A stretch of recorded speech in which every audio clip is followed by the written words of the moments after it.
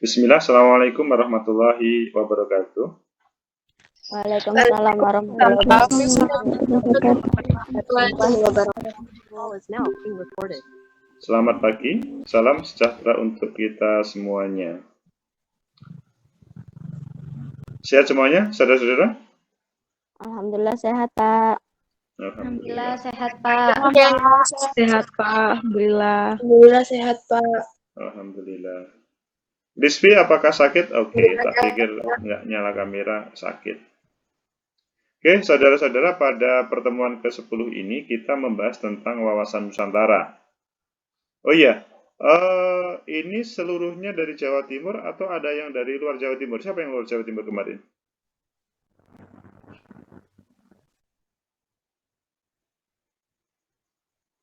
Ini seluruhnya Jawa Timur ya? Siapa? Pak, semua Jawa Timur. Untuk kelas ini dari Jawa Timur semua, Pak. Oh, dari Jawa Timur semuanya. Jadi wawasan Nusantara itu ya masih pemahaman se-Jawa Timur saja ya. Padahal kalau kita ngomong wawasan Nusantara itu ya se-Indonesia, se-Nusantara. Yang pasti bahwa pulau kita itu loh jumlahnya sangat banyak. Jumlahnya itu loh sebanyak 17.559. Mungkin pada waktu SD saudara mungkin 16.000 masihan. Tapi pada saat ini sudah ya 17.559. Mungkin dalam perkembangannya ada tambahan atau ada pengurangan. Berbicara provinsinya dulu hanya 27-26, sekarang sudah 34. Kabupaten kotanya juga sudah luar biasa jumlahnya, bertambah terus. Berbicara tentang desa ataupun kelurahan, kecamatan juga berkembang. Ini menunjukkan bahwa Nusantara kita, Indonesia kita itu sungguh luas. Tetapi ada satu hal yang menjadi program bagi seluruh warga negara, apalagi saudara sebagai mahasiswa, yaitu bagaimana mengisi kemerdekaan di negara kita. Karena kalau sekarang itu kan saudara itu kan sudah dalam suasana merdeka, maka tugasnya adalah mengisi kemerdekaan. Ya, pada saat ini saudara kuliah. Tetapi sesudah nanti lulus kuliah, saudara tetap perlu mengisi kemerdekaan tersebut. Karena kalau tidak, sangat mungkin bagian-bagian dari negara kita memisahkan diri. Contoh, kalau kita melihat Papua ya, itu kan sebuah tempat yang jauh dari kekuasaan, maksudnya pusat kekuasaan Jakarta, dan dia mempunyai sumber daya alam yang besar. Kalau dia tidak diperhatikan, sangat mungkin dia memisahkan diri dari Indonesia. Begitu juga daerah lain. Kalau yang pernah melepaskan diri dari Indonesia itu adalah Timor Leste. Yang pasti bahwa itu adalah hal yang perlu kita lanjutkan, maksudnya perjuangan dari generasi para founding fathers kita dahulu. Kita perlu mewujudkan persatuan dan kesatuan, perlu menjaga keutuhan negara kesatuan Republik Indonesia. Tiga hal itu yang menjadi tema besar wawasan Nusantara kita. Ayo, siapa yang mau suatu saat nanti hidup di luar Jawa Timur dan selanjutnya ingin bahasa kenegaraannya mengabdikan diri untuk Indonesia di berbagai tempat. Dalam bahasa teknisnya mungkin saudara menjadi guru, menjadi pengusaha, tetapi di luar Jawa Timur. Adakah saudara yang punya gambaran begitu? Mungkin karena Ada, mungkin siapa ini yang mau bicara? Saya, Pak. Siapa? Ada, Pak. Oke. Saya memberi kesempatan dulu kepada Taras. Mengapa kok kelihatannya kok mau ke luar Jawa Timur? Ada gambaran apa?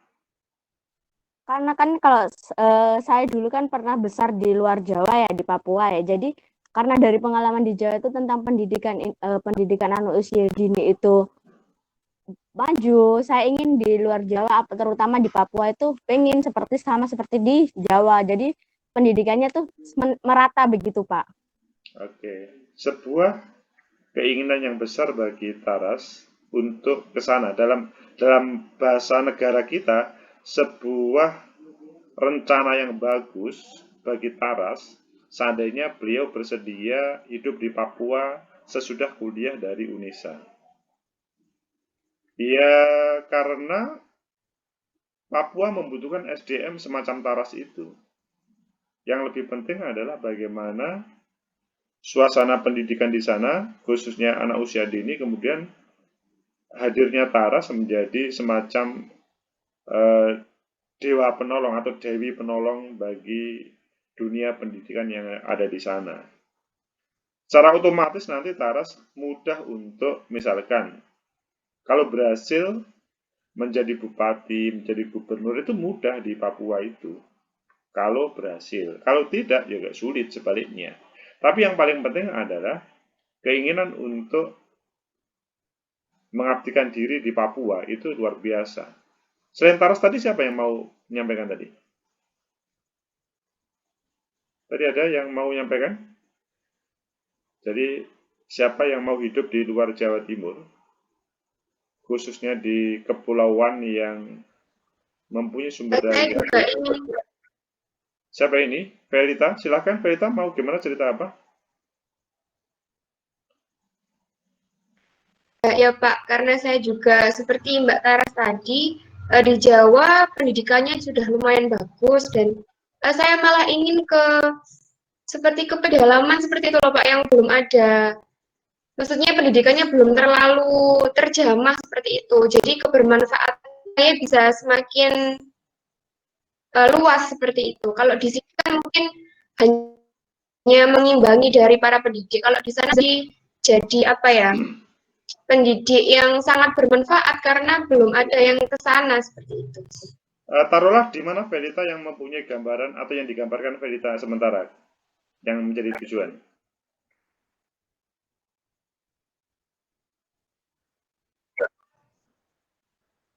Apakah sudah? Kalau Ya, tadi mungkin Mbak Tara sudah menyebutkan di Papua, gimana?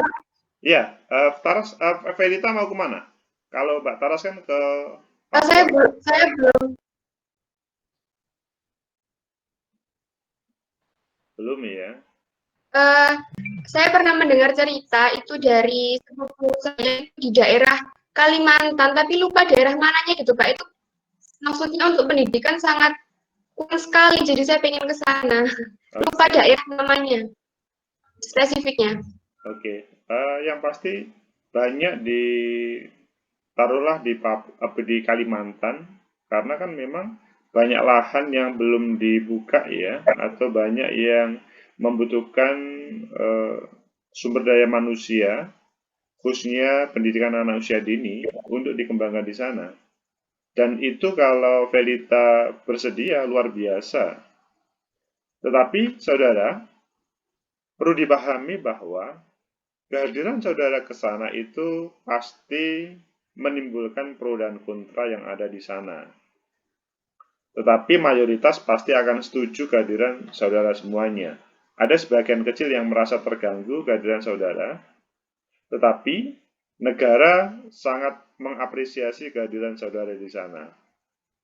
Ya, hidup itu pasti ada konflik, pasti ada yang setuju dan tidak setuju, itu pasti. Tapi bahwa negara memberikan penghormatan kepada saudara yang siap ke sana, itu pasti negara pasti memberikan sesuatu. Tetapi yang lebih penting adalah saudara pasti akan mendapatkan sesuatu yang lebih secara pribadi.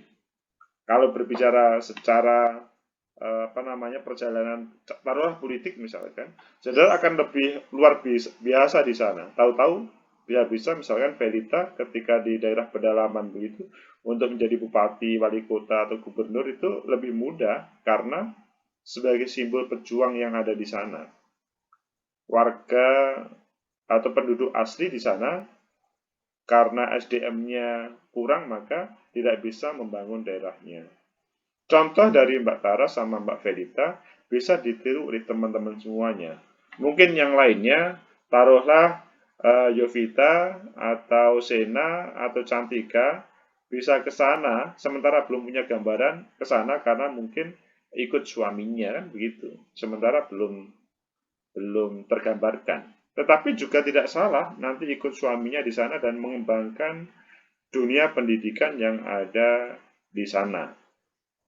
Itulah sebetulnya tujuan dari bagaimana kita hidup di Nusantara dan mengisi, maksudnya tugas kita sebagai warga negara untuk mengisi kemerdekaan, mewujudkan persatuan dan kesatuan, dan bagaimana menjaga keutuhan NKRI ini. Nah, sekarang adalah pasti di sana saudara memunculkan permasalahan baru dalam kehidupan saudara. Ketika mempunyai anak, pasti berpikir, waduh bagaimana ya anak saya ya pendidikannya. Itu saudara pasti akan mendapatkan solusi ketika di tengah-tengah seperti itu.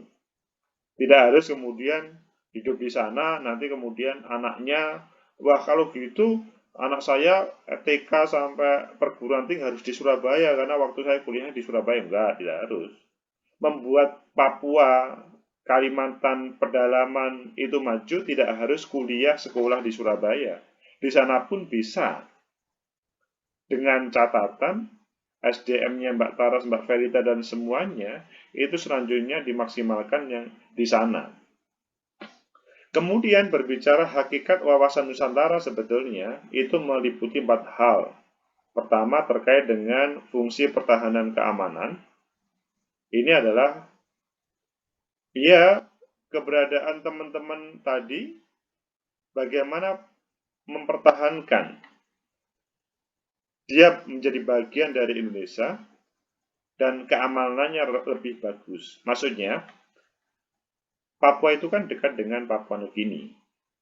Begitu juga Kalimantan itu kan berbatasan dengan ada yang Malaysia, ada yang lainnya.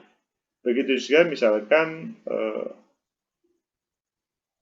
negara di beberapa pulau di Sumatera itu dekat dengan Singapura atau ada yang dekat dengan Filipina. Intinya bahwa kalau mereka di pinggiran tidak mendapatkan perhatian dari Jakarta, maka kadang-kadang mereka mempunyai pikiran yang kurang bagus terhadap negara kita. Nah, keberadaan teman-teman ketika ke sana, ya pertama adalah bagaimana fungsi pertahanan keamanan itu tetap berjalan, meskipun tidak harus menjadi bagian dari TNI. Kemudian yang kedua adalah fungsi ekonomi, bagaimana memajukan kesejahteraan bersama. Jadi keberadaan saudara-saudara ke sana itu mempunyai fungsi mulia, secara pribadi juga pasti akan mendapatkan, tetapi yang lebih hebat lagi adalah perekonomian di sana lebih berkembang dengan baik, karena saudara semuanya. Yang ketiga adalah fungsi sosial, jadi ia mencerdaskan kehidupan bangsa, orang-orang yang ada di sana, pasti mereka percaya, modal kepercayaan itu bisa menghidupkan kecerdasan bagi masyarakat yang ada di pedalaman dan di perbatasan. Selanjutnya fungsi politik, jadi dia bisa melaksanakan keterlibatan dunia yang berdasarkan kemerdekaan, berdemokrasi, dan keadilan sosial, dan secara teknis, saudara mungkin bisa terlibat dalam proses politik lokal atau politik nasional. Intinya bahwa saudara pasti akan menjadi referensi bagi semuanya. Empat hal itu merupakan hakikat yang harus dihadirkan di semua daerah yang dalam bahasanya 17.559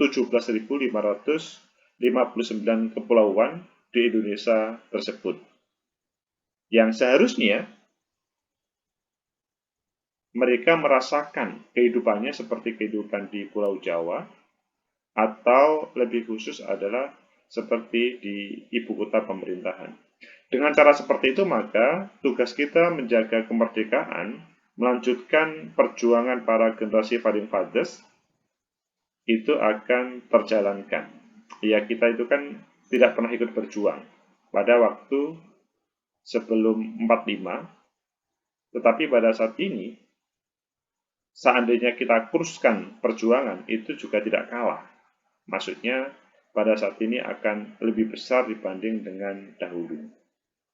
Itu tentang wawasan Nusantara yang juga sebetulnya kita bisa mengupas tentang kondisi geografis negara, tentang manusia-manusia yang ada di dalamnya, dan bagaimana lingkungan hidup yang ada di berbagai kepulauan tadi. Intinya bahwa saudara kuliah di pendidikan anak usia dini, sesudah lulus harus siap untuk mengabdi untuk negeri ini. Pak, bagaimana pekerjaan? Pekerjaan pasti akan datang. Bagaimana rezeki? Rezeki pasti akan datang.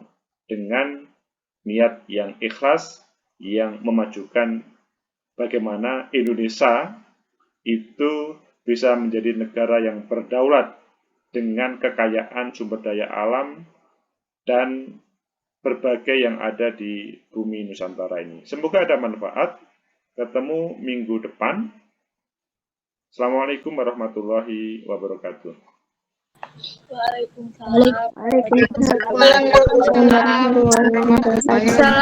wabarakatuh. Terima kasih, Pak.